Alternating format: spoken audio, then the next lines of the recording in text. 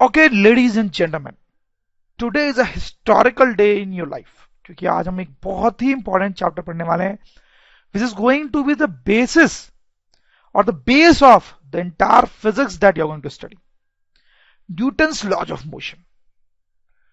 Newton कौन था ये तो आप जानते ही होंगे, one of the greatest scientist world has ever produced और maybe the greatest scientist world has ever produced.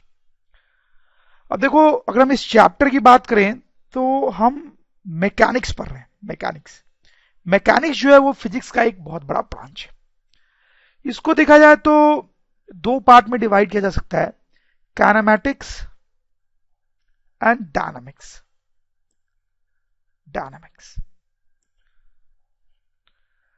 Kinematics में हम ये पढ़ते हैं कि वेलोसिटी क्या होती है, एक्सीलरेशन क्या होता है,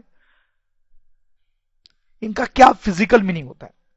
डायनेमिक्स में हम पढ़ते हैं कॉज ऑफ मोशन, मतलब कि अगर एक ऑब्जेक्ट कांस्टेंट वेलोसिटी से मूव कर रहा है तो वो क्यों कर रहा है, अगर किसी ऑब्जेक्ट के पास एक्सीलरेशन है तो वो क्यों है, उन सबका कॉज पढ़ते हैं इस डायनामिक्स में। ये जो टॉपिक है इसने साइंटिस्ट लोग को बहुत परेशान किया। फिर 17th सेंचुरी में जाके ग्रेट न्यूटन आए, उन्होंने अपने कुछ लॉज दिए जिनको बोला जाता है न्यूटन्स लॉज ऑफ मोशन।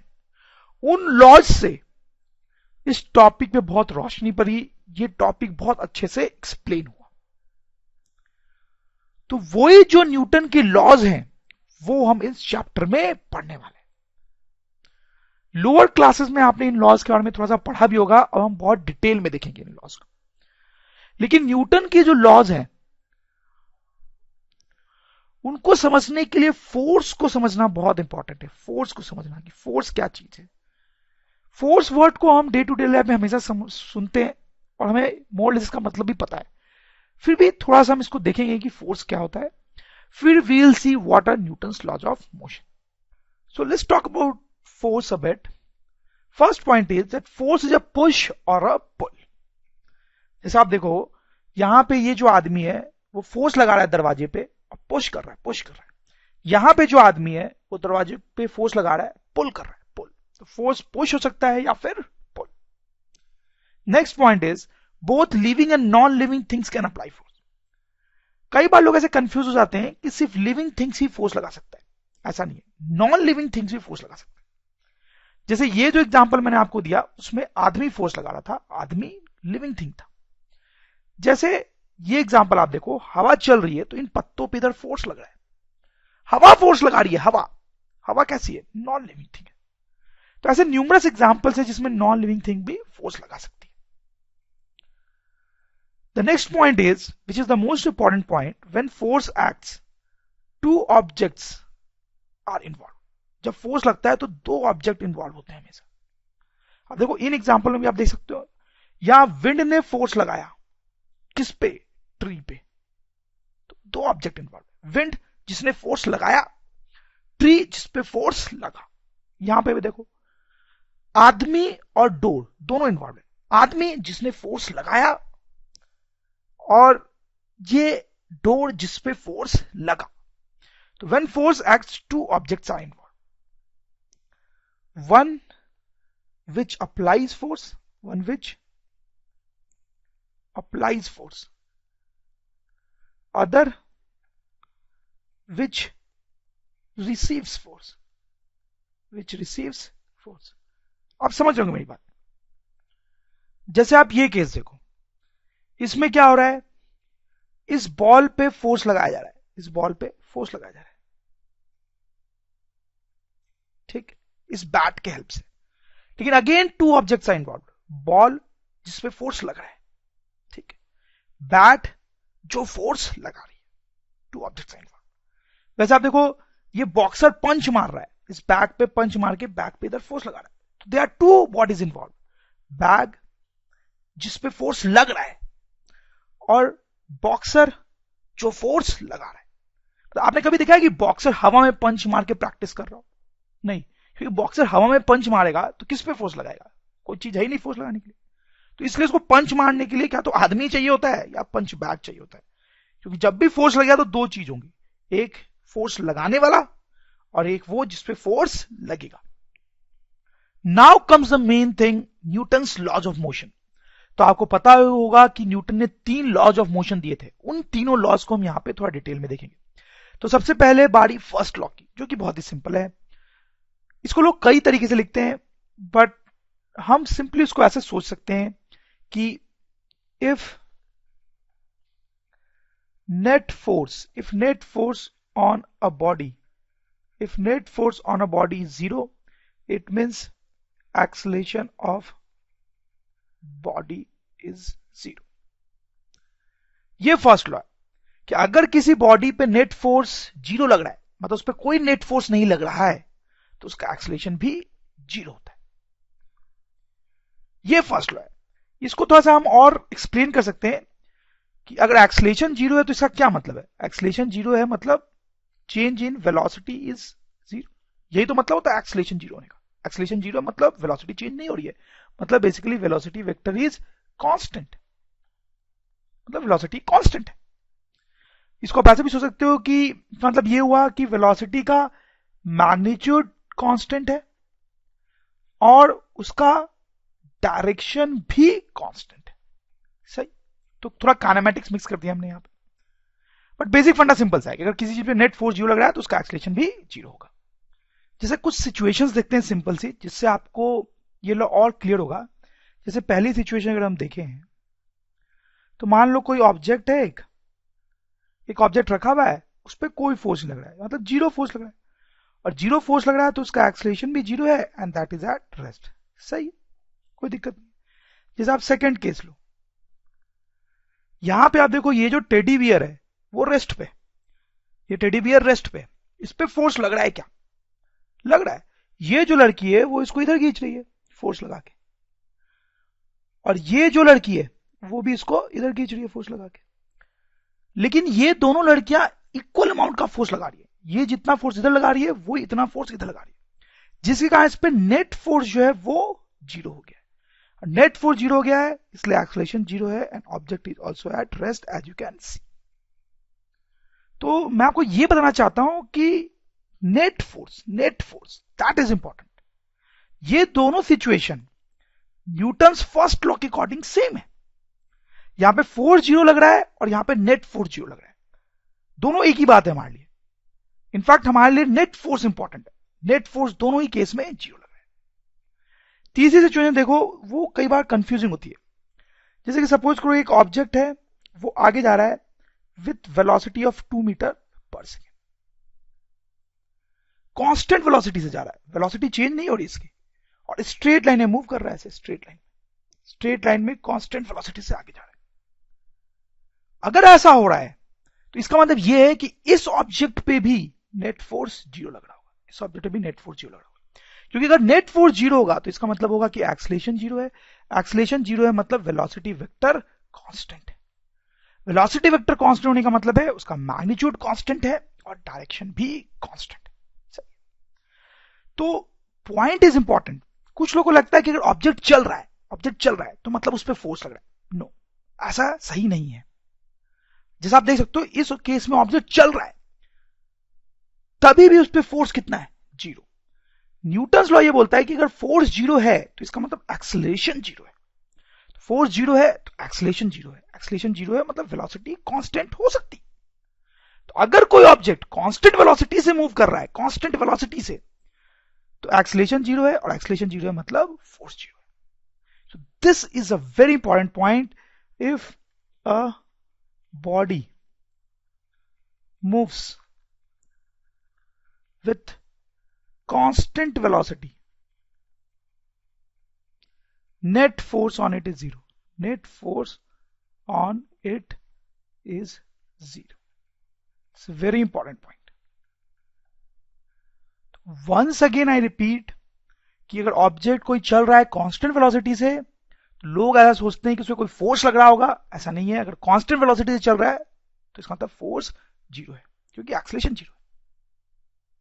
तो इसका मतलब ये हुआ कि हम ऐसा सोच सकते हैं कि किसी ऑब्जेक्ट पे अगर नेट फोर्स 0 है तो इसका मतलब है कि एक्सेलरेशन जो है, जो मैं कई बार बोल चुका हूं, एक्सेलरेशन 0 है।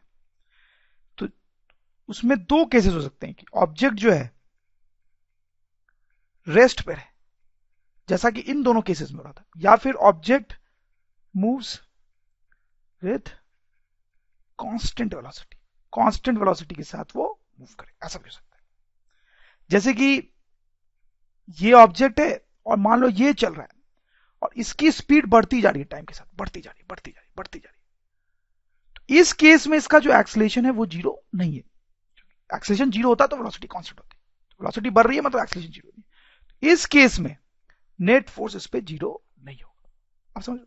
लेकिन वो कांस्टेंट वेलोसिटी चलता तो फोर्स जीरो होगा।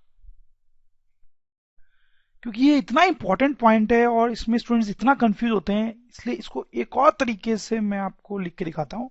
हम ऐसा लिख सकते हैं कि if net force is zero it implies that acceleration is zero, it does not imply that velocity is zero. अगर नेट फोर्स जीरो है तो इसका मतलब यह है कि एक्सेलरेशन जीरो है। नेट फोर्स जीरो होने का मतलब नहीं होता है कि वेलोसिटी जीरो। नेट फोर्स अगर जीरो तो हो सकता है कि वेलोसिटी नॉन जीरो हो और कांस्टेंट हो। आगे बढ़ने से पहले मैं एक बात बोलना चाहूंगा कि जो थर्ड पॉइंट है, आपने देखा होगा मैंने इसे बहुत स्ट्रेस दिया है, क्योंकि कुछ लोग को ये डाइजेस्ट ही नहीं होता। उनको बार बार यही फील आ रही होती है कि ऑब्जेक्ट चल रहा है तो उसे फोर्स लग रहा होगा, ऑब्जेक्ट चल रहा है तो उसे फोर्स लग रहा होगा, लेकिन ऐसा नहीं होता है। अगर आपको प्रॉब्लम हो रही है अभी इस पॉइंट को डाइजेस्ट करने में तो कोई टेंशन की बात नहीं है। जैसे जैसे हम आगे बढ़ेंगे you will understand this point very clearly, ठीक है। तो अभी आप इसके लिए ज्यादा ट्रबल ना ले, अभी ये पॉइंट हमारे लिए उतना इंपॉर्टेंट नहीं है, और जब इंपॉर्टेंट होगा तब तक आप बहुत अच्छे से समझ गए होंगे। Now time for second law. तो देखो फर्स्ट लॉ ये बोलता है कि अगर नेट फोर्स जीरो है तो एक्सेलरेशन जीरो होगा। अगर नेट फोर्स जीरो है तो एक्सेलरेशन जीरो होगा। लेकिन अगर नेट फोर्स जीरो नहीं है तो क्या होगा, वो सेकंड लॉ बताता है। तो सेकंड लॉ बोलता है कि net force is equals to mass into acceleration vector. This is second law, और ये बहुत ही पॉपुलर है और यही हमारे लिए सबसे इंपॉर्टेंट लॉ है। तो इसमें आप देखो ये लॉ आपने पहले भी देखा होगा लोअर क्लास में, लेकिन एक नई चीज है कि हमने यहां पे वेक्टर साइन बनाया है, देखो फोर्स के ऊपर भी और एक्सेलरेशन के ऊपर भी। तो आपको ये तो पता ही है कि अब force and acceleration are vectors. तो इसलिए हमने फोर्स के ऊपर वेक्टर का साइन बनाया और एक के ऊपर भी वेक्टर का साइन बनाया। जिसे हम कुछ सिचुएशंस देखेंगे जिसके हेल्प से आप इस इक्वेशन को अच्छे से समझ पाओगे। जैसे ये सिचुएशन देखें एक छोटी सी, सपोज करो एक ब्लॉक है हमारे पास, 5 kg उसका मास है और उस पर एक ही फोर्स लग रहा है और वो इधर की तरफ है, दैट इज से 100 न्यूटन, ठीक। इसका एक्सेलरेशन निकालना है कि इसका एक्सेलरेशन कितना होगा, ठीक। फोर्स लग रहा है तो एक्सेलरेशन होगा कितना होगा, तो कुछ नहीं, आप बस ये इक्वेशन यूज कर लो। तो ये इक्वेशन हम यूज करेंगे तो right net force is equals to mass into acceleration. तो नेट फोर्स, इस पे तो एक ही फोर्स लग रहा है, वही नेट फोर्स हो जाएगा 100, mass is given as 5, acceleration a हमें निकालना है, तो यू कैन सी एक्सेलरेशन आ जाएगा 20 मीटर पर सेकंड स्क्वायर। मतलब इस ब्लॉक पे फोर्स लग रहा है और उसका एक्सेलरेशन होगा 20 मीटर पर सेकंड स्क्वायर।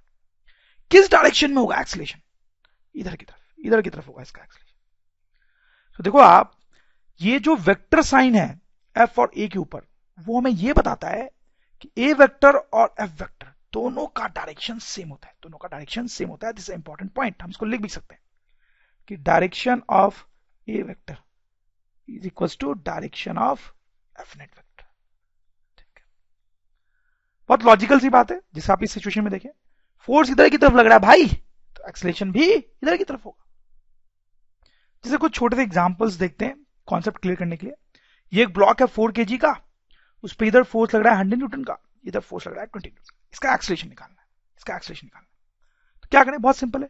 सबसे पहले तो इसका एक्सेलरेशन होगा किधर, इसका एक्सेलरेशन जो है वो इधर की तरफ होगा। क्यों इधर की तरफ होगा, क्योंकि नेट फोर्स इधर लग रहा है ना, इधर वाला फोर्स 100 है, ज्यादा है, तो नेट फोर्स इधर लग रहा है, तो एक्सेलरेशन इधर होगा। और वैल्यू कैसे निकालेंगे, तो वो इक्वेशन से निकाल लेंगे, F net is equal to mass into acceleration. Net force हम लिखेंगे 100 minus 20 equal to mass that is 4 into acceleration. तो यहां से एक्सेलरेशन आ जाएगा 80/4, दैट इज 20 मीटर पर second square. That's our answer, simple. वैसे ही दूसरा सिंपल सा क्वेश्चन देखते हैं। यहां पे सिचुएशन है कि वही ब्लॉक है 4 kg का, उस पर एक फोर्स इधर लगा रहा है जो हमें बताना है कितना है, इधर का फोर्स 20 न्यूटन और इस पे एक्सेलरेशन इधर है 5। तो ये फोर्स कैसे निकालेंगे, तो आप देखो फिर से इक्वेशन हम यही लगाएंगे, F net is equal to mass into acceleration, ठीक है। तो एफ नेट जो है वो इन दोनों फोर्स का सब्ट्रैक्शन होगा। तो यहां पे एफ माइनस 20 लिखना चाहिए मुझे या 20 माइनस एफ लिखना चाहिए, दोनों को सब्ट्रैक्ट करना है नेट फोर्स निकालने के लिए। तो एफ माइनस 20 या 20 माइनस एफ, कुछ लोग इसमें कंफ्यूज हो जाते हैं। तो अब देखिए 20 माइनस सॉरी एफ माइनस 20 लिखेंगे क्योंकि एक्सेलरेशन इधर की तरफ है, मतलब नेट फोर्स भी इधर ही होगा, मतलब ये फोर्स ज्यादा है, ये फोर्स ज्यादा है, तो एफ माइनस 20 लिखेंगे, दिस इज रॉन्ग। तो इसका मतलब है we'll have F minus 20 will be equals to mass that is 4 into acceleration that is 5. So from here we'll get F is equals to, अब देखो कितना आ जाएगा 40 Newton. So that is our answer, ठीक। जैसे एक और पार्ट देखते हैं,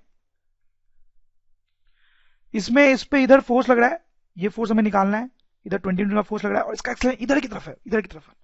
अब ये फोर्स कैसे निकालेंगे, फिर से इक्वेशन वही यूज करेंगे, F net is equals to M into A। अब नेट फोर्स कैसे लिखेंगे, अब F माइनस 20 लिखेंगे या 20 माइनस एफ लिखेंगे, बताओ। अब देखो एक्सेलरेशन इधर की तरफ है, इधर की तरफ है, मतलब 20 ज्यादा है और एफ कम है, क्योंकि नेट फोर्स भी इधर होना चाहिए, तो 20 ज्यादा है, तो यहाँ पे 20 माइनस एफ लिखेंगे, दिस इज रॉन्ग। तो will write like this, 20 minus F is equal to mass that is 4 into acceleration that is 1। तो यहां से आप देखो आएगा 20 minus 4 equal to force, means force is 16 newton, that is our answer. इस तरीके से कुछ इस फॉर्मूले का यूज होता है। Let's do this question.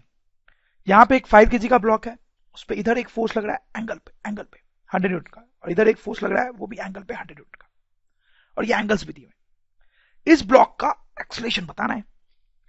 अब देखो जब भी एक्सेलरेशन बताना होगा आपको तो न्यूटन्स लॉ यूज होगा, क्योंकि न्यूटन के सेकेंड लॉ में एक्सेलरेशन आता है, F equals to ma, is acceleration. लेकिन यहां पे न्यूटन सेकंड लॉ को लगाना थोड़ा डिफिकल्ट है क्योंकि फोर्सेस एंगल पे लग रहे हैं। तो क्या करें हम, तो जब भी फोर्सेस ऐसे टेढ़े मेढ़े हो, एंगल पे लग रहे हो, तो फोर्सेस का कंपोनेंट करना पड़ता है फोर्सेस का, जो हमने वेक्टर वाले चैप्टर में पढ़ा था। तो यहां पे इन दोनों फोर्सेस का हम कंपोनेंट करेंगे, इस डायरेक्शन के लॉन्ग और वर्टिकल डायरेक्शन के लॉन्ग, इन दोनों डायरेक्शन के लॉन्ग फोर्सेस का कंपोनेंट करेंगे। तो इसका अगर हम कंपोनेंट करेंगे, आप देखो इसका पहले हॉरिजॉन्टल डायरेक्शन में तो कितना आएगा, ये एंगल 60 है, तो ये कितना आएगा, इधर की तरफ फोर्स कितना आएगा, कंपोनेंट आना चाहिए आपको, हमने पढ़ा भी था, अगर आपको याद नहीं है तो वेक्टर्स का वीडियो थोड़ा रिकॉल करें, उसको फिर से देखें। 100 cos 60 डिग्री हॉरिजॉन्टल कंपोनेंट, और ये वर्टिकल कंपोनेंट कितना होगा इस फोर्स का, दैट विल बी 100 sin 60। सही बात है। फिर से इसका भी कंपोनेंट करेंगे, इसका हॉरिजॉन्टल कंपोनेंट, इस लाइन के लॉन्ग कंपोनेंट कितना होगा, cos, एंगल के बगल में cos, this will be 100 cos 60 degree, और इसका वर्टिकल कंपोनेंट नीचे की तरफ होगा, नीचे की तरफ, वो कितना होगा, that will be 100 sin 60 degree. सही बात है। अब आप देखो कि ये फोर्सेस इफेक्टिवली, ये 4 फोर्सेस इफेक्टिवली इस पे लग रहे हैं, इन चारों का नेट सम निकालना पड़ेगा, नेट फोर्स निकालना पड़ेगा इस ब्लॉक पे। तो अब वर्टिकल डायरेक्शन में देखो, वर्टिकल डायरेक्शन में ऊपर ये जितना फोर्स लग रहा है, नीचे उतना ही फोर्स लग रहा है, यानी वर्टिकल डायरेक्शन में नेट फोर्स क्या हो गया, 0, यानी वर्टिकल डायरेक्शन में कोई फोर्स नहीं लग रहा है। और हॉरिजॉन्टल डायरेक्शन में ये दोनों फोर्सेस क्या हो जाएंगे, ऐड, तो नेट फोर्स कुछ इधर लग रहा होगा और वो होगा 2 times 100 cos 60 degree, that will come out to be 2 into 100 into cos 60 is half, this is 100 newton. तो यानी कि इस ब्लॉक पे नेट फोर्स इधर की तरफ 100 न्यूटन लग रहा है। तो देखो हमने क्या किया, ये काम आपको इस चैप्टर में बहुत बार करना पड़ेगा, इस चैप्टर में नहीं, आगे वाले चैप्टर्स में भी। इस पे एंगल में फोर्सेस लग रहे थे, उन फोर्सेस का हमने कंपोनेंट किया, कंपोनेंट करने के बाद इन फोर्सेस को हमने ऐड किया। तो वर्टिकल डायरेक्शन में कोई फोर्स नहीं रहा, क्योंकि इसने दोनों एक दूसरे को कैंसिल कर दिया। हॉरिजॉन्टल डायरेक्शन में दोनों पैरेलल फोर्सेस थे, तो वो ऐड होके इतना आ गया। ये दोनों जो थे वर्टिकल वाले वो एंटी पैरेलल थे, एक्चुअली एंटी पैरेलल, तो कैंसिल कर दिया उन्होंने। तो एनीवेज फाइनली नेट फोर्स इतना आ गया 100। अब तो इसका एक्सेलरेशन निकालना बहुत ही आसान है, यू कैन अंडरस्टैंड कि इसका एक्सेलरेशन ऑब्वियसली इधर ही होगा, क्योंकि नेट फोर्स भी इधर है, और कितना होगा वो फॉर्मूले से निकल जाएगा, net force equals to mass into acceleration. Net force is 100, mass is 5 kg, and acceleration हमें निकालना है। तो आप देखो एक्सेलरेशन कितना आ जाएगा, 100/5, that is clearly 20 meter per second square, and that is our answer. देखो ये क्वेश्चन देखते हैं। ये एक 5 kg का ब्लॉक है, उस पर एक फोर्स F ऊपर लग रहा है, 100 न्यूटन का फोर्स एक नीचे लग रहा है, और ऐसे एंगल पे एक फोर्स लग रहा है एक और 100 न्यूटन का, और इस ब्लॉक का एक्सलेशन दिया हुआ है आगे तरफ ए। क्वेश्चन है कि F और A निकालना है, F और A। ठीक है, कैसे अप्रोच करेंगे? देखो ये जो क्वेश्चंस मैं आपको करा रहा हूं, अगर आप इसको ध्यान से देख लेंगे ना तो ये चैप्टर आगे आपको बहुत स्मूथ लगेगा। अभी शुरू में थोड़ा डिफिकल्ट लग सकता है, बट ये थोड़ा सा पार्ट आप कर लेंगे तो आगे बहुत स्मूथ हो जाएगा। एनीवेज, नाउ F और A कैसे निकालेंगे? सो आप देखो यहां पे भी टेढ़े मेढ़े फोर्सेस लग रहे हैं, तो इन फोर्सेस को हमें क्या करना पड़ेगा? कॉम्पोनेंट। ठीक, तो इस फोर्स को हम यहां पे कॉम्पोनेंट करेंगे सॉल्व करने के लिए। इसको कॉम्पोनेंट करेंगे तो क्या होगा? एक फोर्स ऐसा आएगा और एक फोर्स ऐसा आएगा। सही बात है। ये फोर्स कितना होगा? This will be 100 cos 53 degree. सही बात है। और ये फोर्स कितना हो जाएगा? This will be 100 sin 53 degree. Okay, this will come out to be 100 into cos 53 होता है 3/5। ये सब बिल्कुल याद होना चाहिए आपको। ये आ जाएगा 60, और 100 sin 53 डिग्री कितना होगा? This will be 100 sin 53 is I think 4/5, तो ये सॉल्व करने पर जाएगा 80। ठीक, तो ये हमने इसका कॉम्पोनेंट कर लिया। लेकिन क्या होता है, कॉम्पोनेंट करने के बाद ये डायग्राम बहुत गंदा हो गया, तो हम रीड्रॉ कर लेते हैं। तो रीड्रॉ करना चाहिए, उससे क्या होता है, गलती नहीं होती है। तो अब देखो इधर ये फोर्स लग रहा है, ये फोर्स कितना? 60 का। ऊपर ये फोर्स लग रहा है दैट इज 80, फिर नीचे फोर्स लग रहा है 100, और ऊपर एक और फोर्स लग रहा है F। तो ये फोर्सेस हो गए हमारे पास टोटल। ठीक, और जैसा हमें दिया हुआ है कि एक्सलेशन इधर की तरफ। अब हम क्या करेंगे? अब आप देखो, पहले आप इस डायरेक्शन के बारे में सोचो, वर्टिकल डायरेक्शन के बारे में सोचो। वर्टिकल डायरेक्शन, देखो आप ध्यान से देखना, वर्टिकल डायरेक्शन। इस डायरेक्शन में तो कोई एक्सलेशन है नहीं, एक्सलेशन दिया हुआ है कि इस डायरेक्शन में, इस वर्टिकल डायरेक्शन में कोई भी एक्सलेशन नहीं है। तो वर्टिकल डायरेक्शन में एक्सलेशन है 0। तो अगर इस डायरेक्शन में कोई एक्सलेशन नहीं है तो इस डायरेक्शन में नेट फोर्स भी क्या होना चाहिए? 0। तो वर्टिकल डायरेक्शन में नेट फोर्स 0 होना चाहिए। तो इस डायरेक्शन में नेट फोर्स 0 कब होगा? वो तब होगा जब 40 plus 80, sorry F plus 80 is to 100। तो इन दोनों का सम ऊपर की तरफ जो है शुड बी 100। तो क्या होगा, ये फोर्स दोनों मिलके इसको कैंसिल कर देंगे। तो F प्लस 80 शुड बी 100, जहां से क्लियरली आ जा रहा है कि F equal to 20 Newton.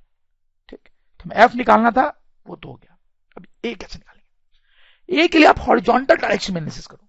Horizontal direction में, हॉरिजॉन्टल डायरेक्शन, हॉरिजॉन्टल डायरेक्शन में एक्सीलरेशन है, मतलब इधर फोर्स भी होगा। इस एक्सीलरेशन को निकालने के लिए आप न्यूटन सेकंड लॉ यूज कर लो। So that is net force is equal to mass into acceleration. इस डायरेक्शन में net force is clearly 60, mass दिया हुआ है 5, एक्सीलरेशन ए हमें निकालना है, तो acceleration is 60/5, that is 12 metre पर सेकेंड स्क्वायर। तो इस तरीके से क्वेश्चन सॉल्व हो गया हमारा। तो इसमें इस क्वेश्चन में इंपॉर्टेंट पॉइंट जो मैं आपको सिखाना चाहता था वो ये था, इस डायरेक्शन का एनालिसिस हमने अलग किया और इस डायरेक्शन का एनालिसिस हमने अलग किया। Let's do this one, this will be slightly complicated. इसमें ये ब्लॉक है 5 kg का, जो आप देखो इस इंक्लाइंड प्लेन पर रखा हुआ है। इंक्लाइंड प्लेन का मतलब समझे आप, inclined plane, this inclined plane,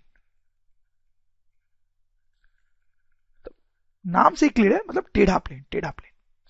उस पे ये ऑब्जेक्ट रखा हुआ है, उस पे 100 न्यूटन का फोर्स नीचे लग रहा है और ये F अमाउंट का फोर्स ऊपर लग रहा है, और इसका एक्सीलरेशन दिया हुआ है कि इधर है।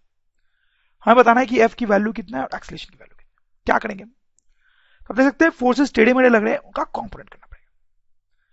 लेकिन यहां पे मैं आपको एक बहुत इंपॉर्टेंट चीज बताना चाहता हूं, जो कि आगे भी क्वेश्चन सॉल्विंग में आपकी बहुत मदद करेगी। मैं लिख देता हूं उस चीज को। That thing is, when we resolve forces, when we resolve forces, we should do it so that final forces are either parallel or either perpendicular or parallel to acceleration vector।